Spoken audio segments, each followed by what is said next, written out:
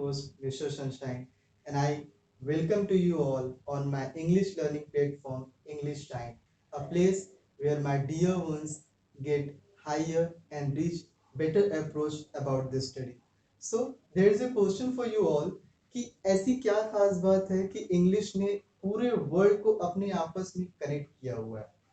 हम ये भी कह सकते हैं कि इंग्लिश को लोगों का बहुत ज़्यादा प्यार मिलता है, लेकिन ये बहुत ही सरप्राइजिंग फैक्ट है कि इतना ज़्यादा प्यार मिलने के बाद भी इंग्लिश दुनिया में दूसरे नंबर पे बोले जाने वाली भाषा है। पहले नंबर पे चाइना की मैंडेरिन है। सो इंग्लिश जब लोगों के बीच में इतनी ज़्यादा फेमस है, इसके बावजूद भी इंग्लिश को 3 कैटेगरी में डिवाइड करते हैं।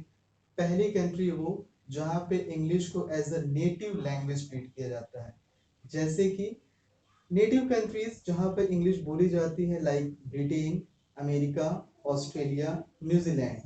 सेकंड, जैसे कि हमारा इंडिया, यहाँ पर इंग्लिश को as a second language treat किया जाता है। सेकंड लैंग्वेज कि उनका ये मानना होता है कि इंग्लिश हमारी हिंदी लैंग्वेज के साथ ही साथ इंग्लिश को भी प्रायोरिटी दी जाती है। उसमें हमारा इंडिया, सिंगापुर, इजराइल और साउथ अफ्रीका शामिल है। इंग्लिश को as a third language treat करते हैं, एज अ फॉरेन लैंग्वेज भी कहा जाता है। जैसे उसमें शामिल देश हमारा चाइना और जापान। ओके, सो ये तो रही कुछ बेसिक बातें। इंग्लिश कैसे ओल्ड इंग्लिश से आज मॉडर्न इंग्लिश में इतना ज़्यादा फेमस हो चुका है कि बिना उसके हम अपना कोई भी काम कंप्लीट नहीं कर सकते।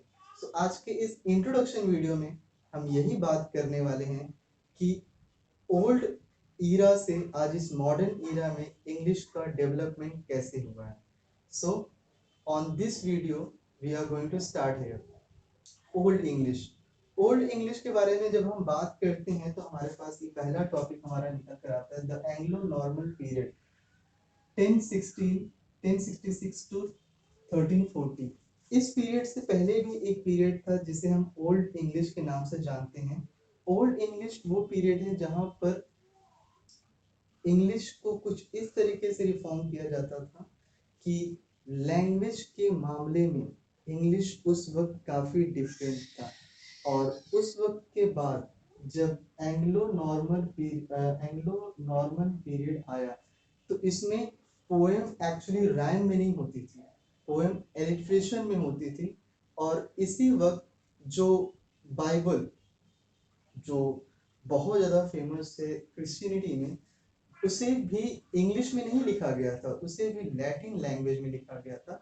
बाद में उसका ट्रांसलेट होकर उसे इंग्लिश लैंग्वेज में लाया गया। इसके बाद जो द एंग्लो नॉर्मन पीरियड है, ये एक्चुअली बहुत ज़्यादा डेवलप नहीं है। में इसका स्टार्ट होता है the age of Chaucer. The age of Chaucer, इसमें हम ये कह सकते हैं ये इन्हें इंग्लिश ऑफ फादर भी कहा जाता है। और इनका एक बहुत ही फेमस वर्क है the Canterbury Tales. But Geoffrey Chaucer ने इसे वो कंप्लीट नहीं कर पाया, वो इनका अधूरा ही वर्क है। इनका एक और फेमस वर्क है द बुक ऑफ डचेस। मैं आपको ये बताना चाहूँगा कि ये जो आपके इतने सारे टॉपिक्स दिए गए हैं, मैं कोशिश करूँगा सभी को समराइज करने के लिए, बट एक्चुअली अगर मैं इसे पूरा बताना स्टार्ट कर दूं तो ये एक्चुअली में काफ़ी लंबा वीडियो हो जाएगा। तो मैं कोशिश करूंगा कि मैं पूरा डिटेल वाइज आपके इन टॉपिक्स को इंक्लूड कर दूं। सो जब हम द एज ऑफ सोशल की बात करते हैं 1340 टू 400 में, सो ये एक्चुअली ऐसा पीरियड था जहाँ पे मोरालिटी प्लेस लिखे जाते थे, मेडिकल प्लेस लिखे जाते थे और इंटरल्यूड्स पे लिखे जाते थे। जो मोरालिटी प्लेस होते थे उसमें जो बहुत ही एक फेमस वर्क है वो एवरीमैन है। जो मेडिकल प्लेस है उसमें जो चर्च के पादरी होते थे वो ही इसमें प्ले करते थे। और प्ले का जो सबसे लास्ट प्ले होता था, जो सबसे लास्ट वर्क होता था, वो एक्चुअली प्ले किया जाता था चर्च के भीतर। तो इसका एक मेन मकसद ये था कि लोगों के बीच में, उस वक्त लोगों के बीच में चर्च के लिए जो आस्था है वो और ज़्यादा डेवलप हो। इसके बाद जो थर्ड है इंटरल्यूड्स प्ले, ये एक्चुअली उस वक्त के जो धनी लोग होते थे, जो रिच पीपल होते थे, ये सिर्फ उन्हीं के शौक के लिए या उन्हीं लोगों के लिए होता था। इसके बाद जो हमारा थर्ड एज आता है the age of revival. Four 1400 to 1550। ये एक्चुअली 150 ईयर्स का ये जो पीरियड है, ये एक्चुअली इसे हम बैरन एज भी कहते हैं, बंजर एज, क्योंकि इस वक्त जो इंग्लिश का डेवलपमेंट है, इंग्लिश लैंग्वेज का डेवलपमेंट है, ये उतना नहीं हो पाया जितना कि होना चाहिए। बट इसके बाद की जो बात करते हैं, the age of Elizabeth 1550 to 1625, ये जो एज है इसे आप गोल्डन एज भी कहते हो। ओके, ये गोल्डन एज क्यों कहा जाता है? एक्चुअली ये गोल्डन एज इसलिए कहा जाता है कि इसमें इंग्लिश के लिए बहुत ज्यादा डेवलपमेंट हुई। गोल्डन जैसे आप हिंदी में कहते हो सुनहरा, इस इस टाइम पर ही इसमें बहुत सारे इंग्लिश राइटर आए, जिसमें sir William Shakespeare, Edward Spencer और सर फिलिप सिडनी, ऐसे बहुत से ऑथर, बहुत से राइटर आए जिन्होंने इंग्लिश में अपना बहुत ही बेहतरीन कंट्रीब्यूशन दिया। और द एज ऑफ एलिजाबेथ ही एक ऐसा पीरियड है जहां पर first printed book Tottel's Miscellany publish होकर आई, और उसके बाद बहुत सारी बुक्स पब्लिश हुई। और द टोटल्स मिस्किलिनी, इसमें सरे की 14 पोएम्स, वॉट की 96 पोएम और 135 अदर राइटर की भी पोएम्स थी। बट वो जो अलग से 135 पोएम्स थी, उनके बारे में ये कहा जाता है वो इतनी ज़्यादा इंपॉर्टेंट पोएम नहीं थी, बिकॉज ऑफ व्हाट, वो बहुत ज़्यादा इमेच्योर पोएम्स कही जाती हैं। इसके बाद इसमें एक और ग्रेट राइटर है एडवर्ड स्पेंसर, जैसा कि मैंने आपको पहले बताया, इन्हें पोएट्स ऑफ पोएट कहा जाता है, कवियों का कवि, बिकॉज इन्होंने कुछ ऐसे वर्क दिए हैं जो कि इंग्लिश में बहुत ज़्यादा फेमस हैं, जिसमें से एक बहुत ही फेमस वर्क है द फेयरी क्वीन। ये एक्चुअली एक बहुत ही बड़ी स्टोरी टाइप पोएम है, जो कि इंग्लिश लैंग्वेज में एक मास्टरपीस कही जाती है एडवर्ड स्पेंसर की। एंड सर फिलिप सिडनी का एक फेमस वर्क निकल कर आता है इसी टाइम में, अर्कीडिया। अर्कीडिया भी एक बहुत ही अच्छी मास्टरपीस है सर फिलिप सिडनी के टाइम में। और मैं आपको बता दूं कि ये सारी बुक्स उस वक्त प्रिंटेड होना स्टार्ट हो चुकी थी। और इसी वक्त एक बहुत ही अच्छा ग्रुप निकल कर आता है ऑक्सफोर्ड और कैम्ब्रिज यूनिवर्सिटी के पीपल का, जिससे यूनिवर्सिटी विट्स कहा जाता है। ये 7 लोगों का ग्रुप था, जिसमें एक बहुत ही फेमस पर्सन है क्रिस्टोफर मार्लो। क्रिस्टोफर मार्लो को ट्रेजिडिक नॉवेल लिखने में बहुत ज़्यादा, ट्रेजिडिक स्टोरीज लिखने में बहुत ज़्यादा महारत हासिल थी। और उनका एक बहुत ही फेमस और बहुत ही लविंगली रीडर के बीच में एक बुक है जिसका नाम है डॉक्टर फॉस्टस। और भी सारी बुक हैं, बट डॉक्टर फॉस्टस को बहुत ज़्यादा प्रायोरिटी मिली है। और इसने एक और ही बहुत बार ये बहुत सारे कंपटीशन एग्जाम में पूछा भी जाता है कि father of who is the father of English essay. So इसी पीरियड में, इसी गोल्डन एज के पीरियड में एक राइटर निकल कर आए जिसका नाम है फ्रांसिस बेकन। फ्रांसिस बेकन को फादर ऑफ इंग्लिश एसे भी कहा जाता है। सो फादर ऑफ इंग्लिश एसे कहा जाता है। यहाँ पे दो तरीके के क्वेश्चन बनते हैं कि एक है prince of English essay, prince of English essay Charles Lamb, और father of English essay Francis Bacon. So इसके बाद जो हम द एज ऑफ एलिजाबेथ की कंप्लीटेशन के बाद the age of Puritan and Restoration age 1625 to 700। The Puritan and Restoration age ये एक ऐसा पीरियड था जिसमें जॉन मिल्टन और कुछ ऐसे बेहतरीन राइटर निकल कर आए जिन्होंने इंग्लिश को एक अलग ही लेवल पर पहुंचाया। जॉन मिल्टन, जिनके बारे में कहा जाता है जिनकी शादी, जिन्होंने अपनी कम उम्र की एक लड़की से शादी की, और उनकी शादी नियर अराउंड 1643 में हुई। और 2 साल बाद जब उनकी वाइफ उन्हें छोड़ देती है या उनका शादी किसी तरीके से टूट जाता है, सो वो डाइवर्स पर एक पैम्पलेट लिखते हैं। और वो उस पंपलेट के अलावा भी उनकी एक बहुत ही अच्छी मास्टरपीस निकल कर आती है इस वक्त, ऑन हिज ब्लाइंडनेस। और एक बहुत ही ज़्यादा फेमस और बहुत ही ज़्यादा लविंग और इंग्लिश के जानने वाले इससे बहुत ही ज़्यादा प्यार करते हैं, और उसका नाम है the paradise lost. Paradise lost एक इस तरीके की कहानी है जिसमें रीडर पढ़ते ही अपने आप को उससे बहुत ज़्यादा प्यार करने लगते हैं। जॉन मिल्टन के बारे में ये भी कहा जाता है कि ये बहुत ही जनरस और पॉलिटिकल पोएम्स, मतलब ये धर्म और राजनीति दोनों का मिश्रण करते थे। और ये उस वक्त के पोएट थे जब इंग्लैंड में सिविल वॉर चल रहा था। उसी वक्त हमारे यहाँ एक रेस्टोरेशन एज का पीरियड भी था। उस रेस्टोरेशन एज में एक बहुत ही फेमस पोएट निकल कर आते हैं जिनका नाम है जॉन ड्राइडन। जॉन ड्राइडन का एक बहुत ही फेमस वर्क है मैक फ्लैंकॉन।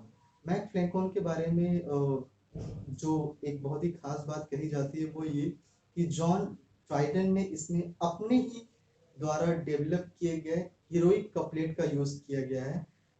इस हीरोइक कपलेट को उन्होंने यूज तो किया है, लेकिन इस हीरोइक कपलेट को सबसे ज्यादा किसने यूज किया है? वो द नियो क्लासिकल एगस्टन 1700 टू 1798 में एक बहुत ही फेमस राइटर निकल कर आते हैं अलेक्जेंडर पोप। अलेक्जेंडर पोप ने जॉन राइडर के हीरोइक कपलेट को बहुत ज़्यादा यूज किया है और उनका एक बहुत ही फेमस वर्क है an essay on criticism. An essay on criticism के अलावा भी द रेव ऑफ लॉ, ये जो उनकी मास्टरपीस है, इसमें उन्होंने हीरोइक कपलेट को काफी बेहतरीन तरीके से यूज किया है। इसी वक्त एक और राइटर हैं Oliver Goldsmith. Oliver Goldsmith, Thomas Gray, William Blake और थॉमस ग्रे का एक बहुत ही फेमस वर्क है यहाँ पे an elegy written in country churchyard. और इस वक्त 18th ऑफ सेंचुरी में नॉवेल लिखना स्टार्ट हो गया था, मतलब इसके पहले नॉवेल उतना ज़्यादा डेवलप नहीं था। बट 18th ऑफ सेंचुरी में जब यूरोप में प्लेग की महामारी फैली तो उस वक्त एक बहुत ही इंग्लिश, आप कह सकते हो कि इंग्लिश एडिटर थे जिनका नाम था डैनियल डॉफे। उन्होंने प्लेग के ऊपर एक नॉवेल लिखना स्टार्ट किया और वो एक शुरुआत थी इंग्लिश लैंग्वेज में। इसके बाद उसी पीरियड में सैमुअल जॉनसन ने भी प्लेग के बारे में लिखना स्टार्ट किया। और प्लेग के अलावा भी सैमुअल जॉनसन को बहुत ज़्यादा प्यार और बहुत ज़्यादा रिस्पेक्ट इसलिए भी दिया जाता है कि सैमुअल जॉनसन वो पहले मेंबर थे जिन्होंने इंग्लिश डिक्शनरी इंग्लिश डिक्शनरी जैसा एक बहुत ही फेमस वर्क पूरे वर्ल्ड को दिया। और साथ ही साथ सैमुअल रिचर्डसन के दो बहुत ही फेमस वर्क यहाँ पर निकल कर आते हैं, पैमेला और क्लैरिसा। इसी वक्त धीरे धीरे यहाँ पर एक और वर्क निकल कर आता है जो कि 7 नंबर पे है, रोमांटिक गेज 1798 टू 1837। 1798 टू 1837 इस पीरियड में William Wordsworth, S T. Coleridge, Robert Southey, P B. Shelley, John Keats, जो कि मैं John Keats personally I love to him so much. So ऐसे राइटर निकल कर आते हैं जिसमें मैं उनके कुछ फेमस वर्क के नाम ले लेता हूँ।